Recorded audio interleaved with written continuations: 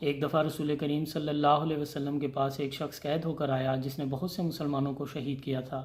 جب وہ اٹھ کر چلا گیا تو حضرت عمر رضی اللہ تعالیٰ عنہ نے کہا کہ یہ شخص تو واجب القتل تھا،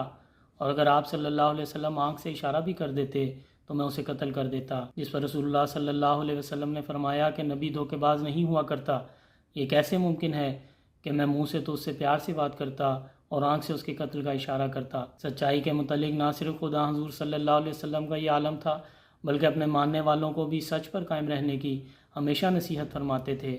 اور ایسے درجے کے سچ کے مقام پر کھڑا کرنے کی کوشش فرماتے تھے جو ہر قسم کے جھوٹ کے شائبوں سے پاک ہو۔ چنانچہ حضرت ابن عمر رضی اللہ تعالیٰ عنہ بیان کرتے ہیں کہ رسول اللہ صلی اللہ علیہ وسلم سے جب پوچھا گیا کہ افضل ترین شخص کون ہے تو فرمایا محموم القلب یعنی متقی اور پاک دل، اور صدوق اللسان یعنی زبان کا سچا اور کھرا شخص۔